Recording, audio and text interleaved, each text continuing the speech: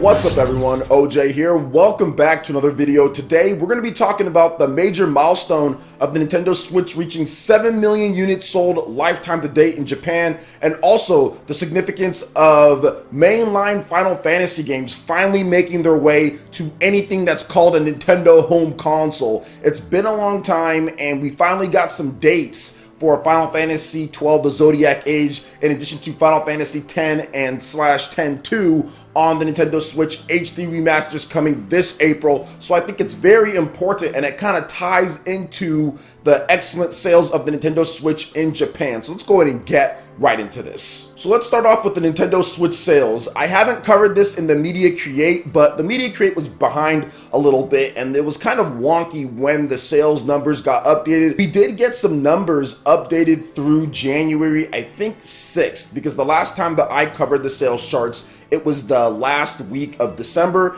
and not into January, but we did recently get those and I'll probably cover it in a future video. But the big talking point from those recent Media Create sales charts was the fact that the Nintendo Switch actually surpassed 7 million units sold. It's somewhere around 7,046,000 something units sold in Japan, and it's actually around 700,000 units away from the lifetime to date sales of the PlayStation 4 in Japan. Now in comparison, guys, Japan has had the PlayStation 4 since February 2014. The Nintendo Switch launched in March of 2017, so you've got about a good 4 years on it plus when it comes to when they released, right? Pretty much 5 years on it in the time period. And the fact that the Nintendo Switch is pretty much almost there in less than 2 years goes to show you that the Nintendo Switch once again was the right call, but it also goes to show you that Japanese companies got it wrong at the beginning, which was substantiated by what the Koei Tecmo president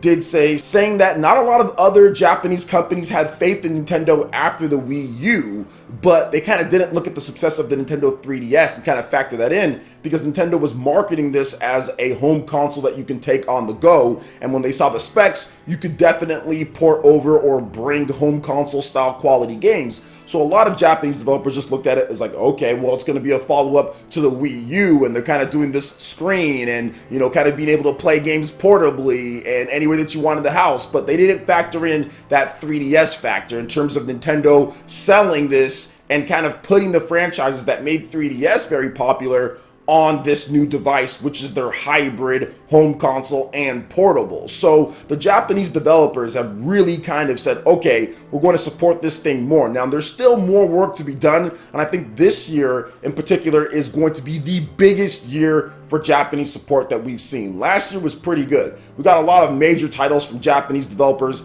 For example, games like Dragon Ball FighterZ came over to the Nintendo Switch, in addition to stuff like Valkyria Chronicles 4. Both of those were big games from Sega and also Bandai Namco, and we should see more games as well. We even got stuff like the Naruto trilogy, which that series has never been on a Nintendo platform before. All we've gotten is stuff like Clash of Ninja and other styles of games from Bandai Namco. Well, Clash of Ninja wasn't even from Bandai Namco. What am I talking about? But in terms of Naruto, that's all we got on there. This time, we're actually getting the mainline series that we see on the other platforms. And the first time ever, that Naruto series was actually on the Xbox platform before it was on a Nintendo platform. So that just goes to show you something right there, and the kind of the change of the mindset. But I think the biggest thing with this is that Japanese developers can be confident with Nintendo going forward in the future, regardless of what the PlayStation 5 and the next Xbox do, which we're going to see Japanese developers support those systems as well, just because you always want to get your foot into the next tech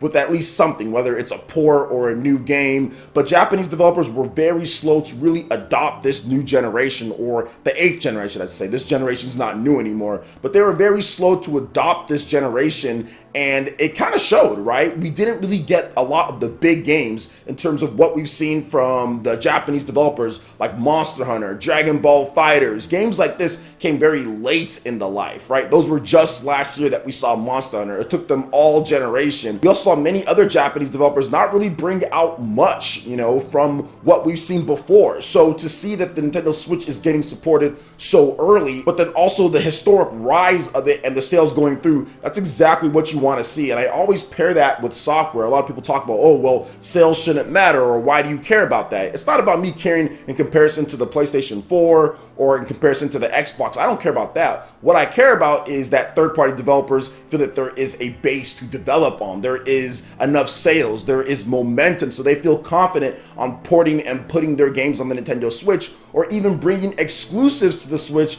For example, like a game like Ninjala coming out from Gung Ho, something like that wouldn't happen if the Switch wasn't doing very well. If this was the Wii U all over again, we wouldn't get games like Ninjala or Grandia or stuff that's coming over, or some of these old school games that are being brought over, or just the ports in general. I think games like Valkyria Chronicles, once again, Valkyria Chronicles never been on a Nintendo system, but all of a sudden it shows up on the Nintendo Switch, even though it had plenty of opportunities to be on like the Wii U, or they could have brought over Valkyria Chronicles like the PSP titles or something. There could have just been something that they could have done on a Nintendo system before, but they never did that. But now we're getting those type of things. We're getting those Arc System Works games that never came over, which we did get some on like the 3DS, right? Like some of the Blaze Blue and things like that, but we never got like their mainline Arc System Works fighting games and things like that. And now we're starting to see Blaze Blue, we're starting to see Guilty Gear, we're seeing these games come over. So that's why it's very important and it's significant that the Switch hits 7 million units so fast, because it gives them a time frame like, wow,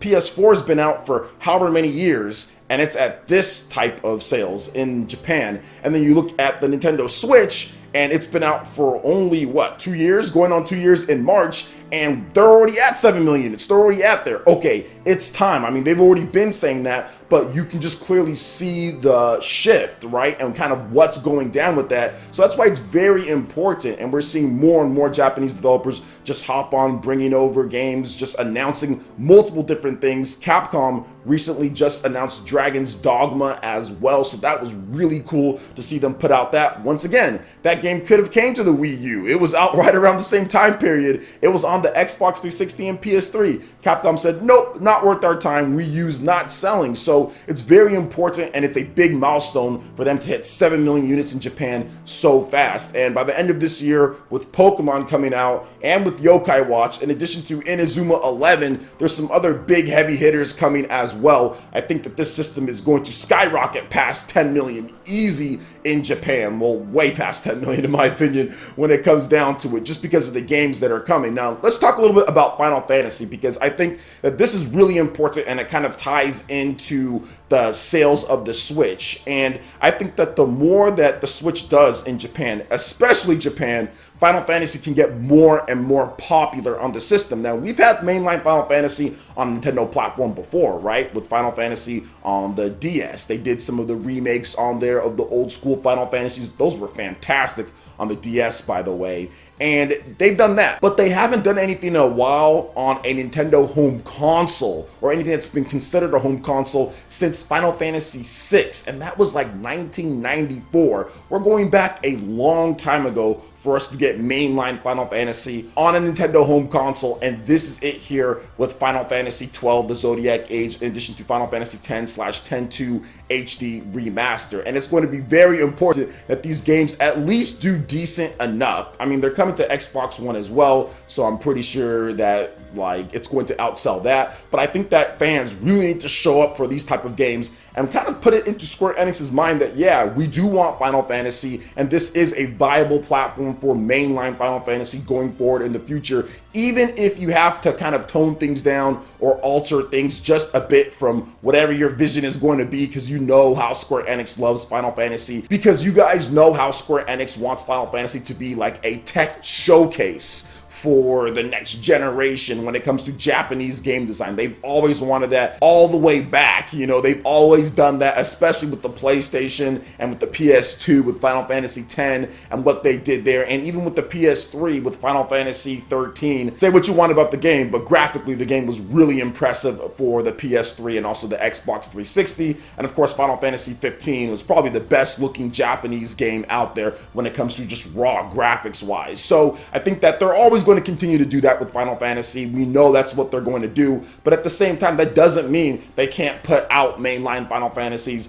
on a Nintendo platform anymore. And I think if these games do very well, we're going to see a lot more than that. But the significance is just there, right? It shows that Square Enix is open to it. It shows that Square Enix is looking at the Switch and saying, yes, this is viable for Final Fantasy, because like I said, we haven't seen one on a home console for a very long time. 1994 was decades ago. So to see these games come over, it's very important. And I talked about it in a live stream the other day, PE Live, that we do most of the time Monday through Friday, and everyone kind of agreed. And when we talked about like the whole Twitter direct and everything like that, everyone kind of agreed that mainline Final Fantasy is a big deal, especially 12 the Zodiac Age and also Final Fantasy X/10-2 Remastered. Now going forward, could we see some of the other games come over, right? We still need to see games like Final Fantasy 13. There's also 13-2 and Lightning Returns. No matter how you feel about those games, they're still mainline Final Fantasy games. I think that if these do well, they might say, okay, we're going to go and put that into production, or they might already be in production. And then what about the normal Final Fantasy 15? We got the Pocket Edition, which I think blew the door open for other Final Fantasy games to come, which I said that back then. And I do think that Final Fantasy 15, maybe that's not a go just because of the engine that it's running on. But I think that any Final Fantasy game that's being built with Unreal Engine 4 going forward, so like a Final Fantasy 7 remake, something like that maybe could come over at some point. But we're going to have to wait and see on that, guys. That's something that's unknown. But I do know that Final Fantasy 12 and the games that are coming over, all the Final Fantasy games, even like Crystal Chronicles, which isn't mainline, but that's a big game as well. All of that is due just to the success of the Switch and kind of how Nintendo has reversed things with their relationship with Square Enix, especially with Final Fantasy, because it's always been very scarce when it comes to Final Fantasy. Now we're getting them by the droves. So we even got like the classic ones coming over, right? Final Fantasy 7, Final Fantasy 9, those ones are coming over as well. The PS1 games, and of course, those have never happened on a Nintendo system. We all know the history of Final Fantasy 7 and Nintendo, so it's great to see that as well. So what do you guys think about the Nintendo Switch hitting 7 million units and the importance of it in addition to mainline Final Fantasy on the Nintendo Switch? Let me know your thoughts in the comment section below. All right, Ninja, that wraps it up for this video here. Go ahead and check out the links in the description below. We got Facebook and Twitter. Go ahead and give us a like and a follow on our social media. Really helps us spread the content of PlayerEssence across the internet in addition to YouTube. Also makes you check out our Patreon, Twitch, and YouTube Live gaming pages. Hit that like button if you did like this video. Lets me know you guys want more content like this going forward in the future. And subscribe to PlayerEssence for the latest RPG, Japanese, and Nintendo gaming news. Thank you so much for watching, and we'll catch you, Ninja, for the next video. Peace.